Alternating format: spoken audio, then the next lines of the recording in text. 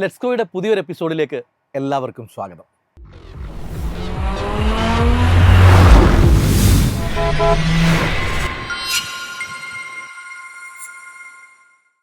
Indian റോഡുകളിൽ ഒരു കാലത്ത് വളരെ വ്യത്യസ്തമായ ലുക്ക് കൊണ്ട് ശ്രദ്ധിക്കപ്പെട്ട ഒരു കാറായിരുന്നു Maruti Suzuki Ignis. Urban compact എന്ന ലേബലിലെത്തിയ ഈ കുട്ടിക്കാർ പലർക്കും പ്രിയപ്പെട്ടതായിരുന്നു. എന്നാൽ ഇപ്പോൾ ഇഗ്നിസിൻ്റെ ഉൽപ്പാദനം മാരുതി അവസാനിപ്പിക്കുകയാണ്. ആ വാർത്തകൾ പുറത്തു വരുന്നു. എന്തായിരുന്നു ഇഗ്നിസിൻ്റെ ചരിത്രം? എന്തുകൊണ്ടാണ് മാരുതി ഇങ്ങനെയൊരു തീരുമാനമെടുത്തത്?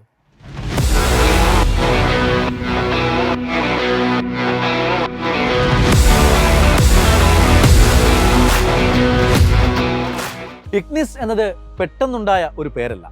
2000 ആണ്ടിൻ്റെ തുടക്കത്തിലാണ് ഇതിൻ്റെ ചരിത്രം ആരംഭിക്കുന്നത്.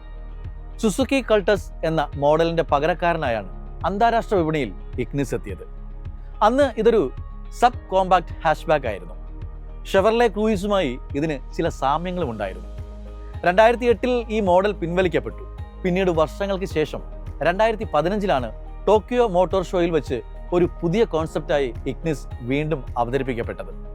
2017 ജനുവരിയിലാണ് മാരുതി സുസുക്കി ഇഗ്നിസിനെ ഇന്ത്യയിൽ എത്തിക്കുന്നത്. മാരുതിയുടെ പ്രീമിയം ഡീലർഷിപ്പായ നെക്സ വഴിയായിരുന്നു ഇതിൻ്റെ വിൽപ്പന. യുവാക്കളെ ലക്ഷ്യം വെച്ചാണ് നൺ ഓഫ് എ കൈൻഡ് എന്ന ടാഗ് ലൈനോടെ ഇത് വിപണിയിലെത്തിയത്. ബോക്സിയായ ഡിസൈൻ, ടോൾ ബോയ് സ്റ്റാൻഡ്, വലിപ്പമുള്ള ഹെഡ്ലാമ്പുകൾ എന്നിവ ഇതിനെ മറ്റ് ഹാഷ്ബാക്കുകളിൽ നിന്ന് വ്യത്യസ്തമാക്കി.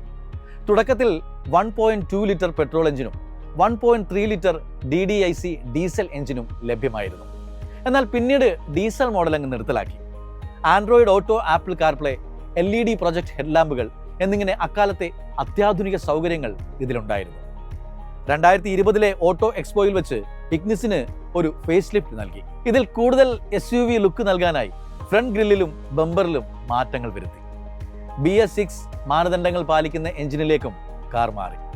എങ്കിലും വിപണിയിൽ ടാറ്റ പഞ്ച് പോലുള്ള മൈക്രോ SUVകൾ എത്തിയതോടെ ഇഗ്നിസിന് കടുത്ത മത്സരം നേരിടേണ്ടി വന്നു. എന്തുകൊണ്ടാണ് ജനപ്രിയമായ ഈ കാർ മാരുതി പിൻവലിക്കുന്നത്? ഇതിന് പ്രധാനമായും 3 കാരണങ്ങളാണുള്ളത്. ഒന്ന്, കുറഞ്ഞ വിൽപ്പന. മാരുതിയുടെ തന്നെ സ്വിഫ്റ്റ്, ബെലോനോ എന്നിവയുമായി താരതമ്യം ചെയ്യുമ്പോൾ ഇഗ്നിസിൻ്റെ വിൽപ്പന വളരെ കുറവായിരുന്നു. പ്രതിമാസം 2000 മുതൽ 3000 യൂണിറ്റുകൾ മാത്രമാണ് അടുത്ത കാലത്തായി വിറ്റുപോയിരുന്നത്. അടുത്തതായി ഫ്രോങ്സിൻ്റെ വരവ്. നെക്സ ഷോറൂമുകളിൽ എത്തിയ ഫ്രോങ്സ് എന്ന പുതിയ കോമ്പാക്ട് ക്രോസ് ഓവർ വലിയ തരംഗമായി. ആളുകൾ ഇഗ്നിസിനേക്കാൾ കൂടുതൽ ഫ്രോങ്സ് ഇഷ്ടപ്പെട്ടു തുടങ്ങി. ഇനി മറ്റൊരു കാരണം പുതിയ സുരക്ഷാ നിയമങ്ങളാണ്.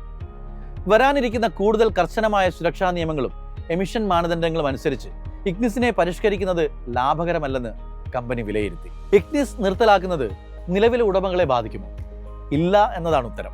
മാരുതിയുടെ വലിയ സർവീസ് ശൃംഖല ഉള്ളതുകൊണ്ട് തന്നെ സ്പെയർ പാർട്സുകൾക്കും സർവീസിനും അടുത്ത 10 വർഷമെങ്കിലും തടസ്സമുണ്ടാകില്ല. സെക്കൻഡ് ഹാൻഡ് മാർക്കറ്റിൽ ഇഗ്നിസ് വാങ്ങാൻ ഉദ്ദേശിക്കുന്നവർക്ക് ഇതൊരു നല്ല അവസരമാണ്. കാരണം കുറഞ്ഞ വിലയിൽ ഒരു മികച്ച സിറ്റി കാർ നിങ്ങൾക്ക് ലഭിച്ചേക്കാം. ഹാഷ്ബാക്കിന്റെ ലാളിത്യവും SUVയുടെ ലുക്കും ഒത്തിണങ്ങിയ ഒരു കാറായിരുന്നു ഇഗ്നിസ്. മാരുതിയുടെ ചരിത്രത്തിലെ കൂൾ ആയ മോഡലുകളിൽ ഒന്നായി ഇത് എക്കാലവും ഓർമ്മിക്കപ്പെടും.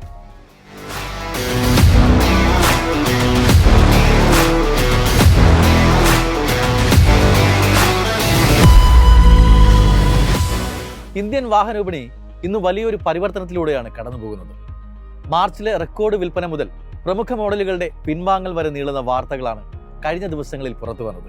ആദ്യം തന്നെ ഇന്ത്യൻ വാഹന വിപണിയുടെ മൊത്തത്തിലുള്ള അവസ്ഥ നോക്കാം. കഴിഞ്ഞ മാർച്ച് മാസം ഇന്ത്യൻ ഓട്ടോ മേഖലയ്ക്ക് വളരെ മികച്ചതായിരുന്നു. വിപണിയിൽ 20% വരുമാന വളർച്ചാ സാധ്യതയാണ് വിദഗ്ധർ പ്രവചിക്കുന്നത്. ജനങ്ങളുടെ വാങ്ങൽ ശേഷി കൂടിയതും പുതിയ മോഡലുകളുടെ വരവുമാണ് ഇതിന് കാരണം. എന്നാൽ ഇതിനിടയിൽ ഉപഭോക്താക്കളെ ബാധിക്കുന്ന ഒരു വാർത്തയും വരുന്നുണ്ട്.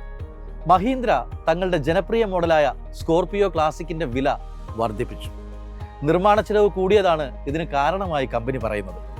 SUV പ്രേമികൾക്കിടയിൽ ഇപ്പോഴും വൻ ഡിമാൻഡുള്ള വാഹനമാണ് സ്കോർപിയോ എന്നത് ഈ വിലവർദ്ധനവ് വകവെക്കാതെയും ആളുകളെ ഇതിലേക്ക് ആകർഷിക്കുന്നു. ഭാവി ഇലക്ട്രിക് വാഹനങ്ങളുടേതാണ്. വിയറ്റ്നാമീസ് കമ്പനിയായ വിൻഫാസ്റ്റ് ഇന്ത്യയിലേക്ക് കടന്നു വരുന്നത് വലിയൊരു വാർത്തയാണ്. അവരുടെ VF MPV 7 സീറ്റർ ഇലക്ട്രിക് വാഹനം ഇന്ത്യൻ നിരത്തുകളിലേക്ക് എത്തുകയാണ്. വലിയ കുടുംബങ്ങൾക്ക് അനുയോജ്യമായ ഒരു ഇലക്ട്രിക് MPV എന്ന വിടവ് നികത്താൻ വിൻഫാസ്റ്റിന് സാധിക്കും. സൂപ്പർ കാറുകളുടെ ലോകത്തെ രാജാവായ ഫെരാരി തങ്ങളുടെ ആദ്യ സമ്പൂർണ്ണ ഇലക്ട്രിക് കാർ അവതരിപ്പിക്കാൻ ഒരുങ്ങുകയാണ്. ഫെരാരിയുടെ തനതായ വേഗതയും ശബ്ദവും ഇലക്ട്രിക് യുഗത്തിൽ എങ്ങനെ നിലനിർത്തും എന്നത് വലിയൊരു ചർച്ചയാണ്.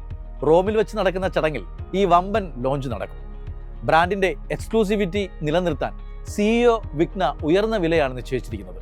ലൂസ് എന്ന് പേരിട്ടിരിക്കുന്ന ഈ കാറിന്റെ വില ഏകദേശം 5.5 ലക്ഷം യൂറോ എന്ന് വെച്ചാൽ 5 കോടി രൂപയ്ക്ക് മുകളിൽ വരുമെന്നാണ് റിപ്പോർട്ടുകൾ. ഫെരാരിയുടെ നിലവിലെ ഏറ്റവും വില കൂടിയ മോഡലുകളിൽ ഒന്നായിരിക്കും ഇത്. ടെസ്ല തങ്ങളുടെ മോഡൽ Y 6 സീറ്റർ വേരിയന്റ് ഇന്ത്യയിൽ ഔദ്യോഗികമായി പുറത്തിറക്കി. 61.99 ലക്ഷം രൂപയാണ് ഇതിന്റെ എക്സ്-ഷോറൂം വില. വലിയ കുടുംബങ്ങളെ ലക്ഷ്യമിട്ടാണ് ഈ മാറ്റം.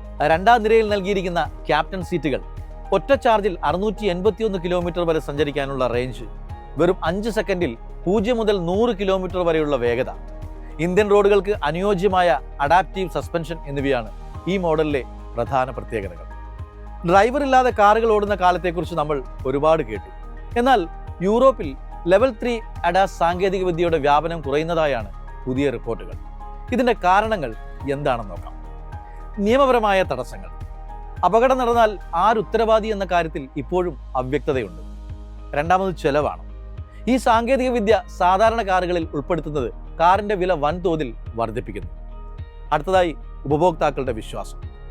പൂർണ്ണമായും സിസ്റ്റത്തെ വിശ്വസിച്ച് സ്റ്റിയറിംഗിൽ നിന്ന് കൈമാറ്റാൻ പലരും തയ്യാറാകുന്നില്ല. സുരക്ഷാ മാനദണ്ഡങ്ങൾ പാലിച്ചുകൊണ്ട് മാത്രമേ ഇനി ഈ മേഖലയിൽ മുന്നേറ്റം സാധ്യമാകൂ എന്ന് നിർമ്മാതാക്കൾ തിരിച്ചറിയുന്നു. ടൊയോട്ടയുടെ ലക്ഷറി ബ്രാൻഡായ ലെക്സസ് തങ്ങളുടെ പുതിയ TZ ഇലക്ട്രിക് SUVയുടെ പരീക്ഷണ ഓട്ടത്തിലാണ്. 3 നിര സീറ്റുകളുള്ള ഈ വമ്പൻ SUV കിയ EV9 പോലുള്ള മോഡലുകൾക്ക് വലിയ വെല്ലുവിളിയാകും. 320 മൈലിലധികം range, TZ 450E, TZ 550E എന്നിങ്ങനെ 2 വകഭേദങ്ങൾ. ലെക്സസിന്റെ തനതായ ആഡംബരവും ടൊയോട്ടയുടെ വിശ്വസ്തതയും ചേരുന്ന മികച്ച ഒരു ഇലക്ട്രിക് പാക്കേജ് ആകുമെന്നാണ് കമ്പനിയുടെ പ്രതീക്ഷകൾ. ഭാവിയിലെ മെഴ്സിഡസ് ബെൻസ് കാറുകൾക്ക് ഊർജം പകരുന്നത് സാംസങ് ആയിരിക്കും. സാംസങ് SDIയുമായി മെഴ്സിഡസ് ബെൻസ് വലിയൊരു ബാറ്ററി സപ്ലൈ കരാറിൽ ഒപ്പിട്ടു. ദക്ഷിണ കൊറിയയിൽ വെച്ചാണ് ഈ ചരിത്രപരമായ കരാർ നടന്നത്. ഹൈ നിക്കൽ NCM ബാറ്ററികളാണ് സാംസങ് നൽകുന്നത്. ഇത് കൂടുതൽ റേഞ്ചും ദീർഘകാല ആയുസ്സും ബെൻസ് കാറുകൾക്ക് നൽകും. തങ്ങളുടെ കോമ്പാക്ട് മിഡ് സൈസ് ഇലക്ട്രിക് SUVകളിൽ ബെൻസ് ഈ ബാറ്ററികൾ ഉപയോഗിക്കും. അപ്പോൾ നമ്മൾ കണ്ടതുപോലെ സൂപ്പർ കാറുകൾ ഇലക്ട്രിക്കിലേക്ക് മാറുന്നു. ഇന്ത്യയിൽ ടെസ്ല പോലുള്ള വമ്പന്മാർ കൂടുതൽ പ്രായോഗികമായ മോഡലുകൾ എത്തിക്കുന്നു. ബാറ്ററികളുടെ കാര്യത്തിൽ കമ്പനികൾ പുതിയ കൂട്ടുകെട്ടുകൾ ഉണ്ടാക്കുന്നു. ലെവൽ 3 ഡ്രൈവിംഗിൽ ചെറിയ തിരിച്ചടികൾ ഉണ്ടെങ്കിലും ആധുനിക സാങ്കേതിക വിദ്യയെ മാറ്റി നിർത്താൻ ആർക്കും കഴിയില്ല.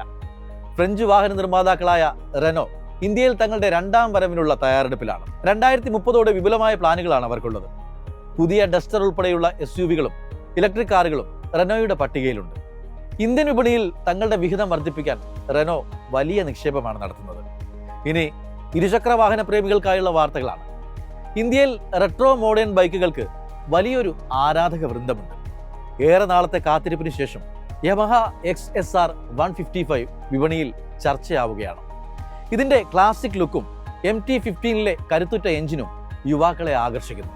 അതേസമയം ഹാർലി ഡേവിഡ്സൺ തങ്ങളുടെ X440T മോഡലിലൂടെ വിപണി പിടിക്കാൻ ശ്രമിക്കുകയാണ്.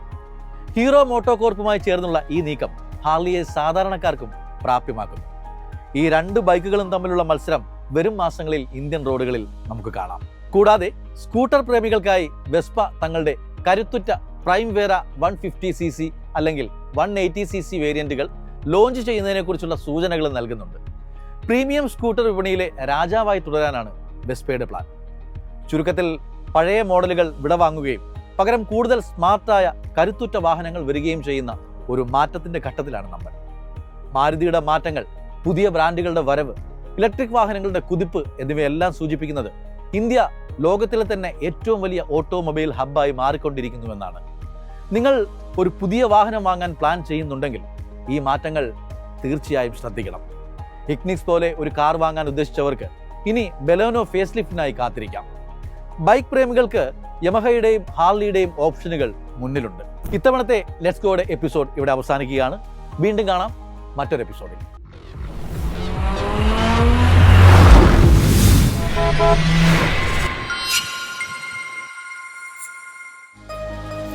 എളുപ്പത്തിൽ സമ്പാദ്യം വളർത്താം. ഇന്ന് തന്നെ മൈഫിൻ TV ആപ്പ് ഡൗൺലോഡ് ചെയ്യൂ.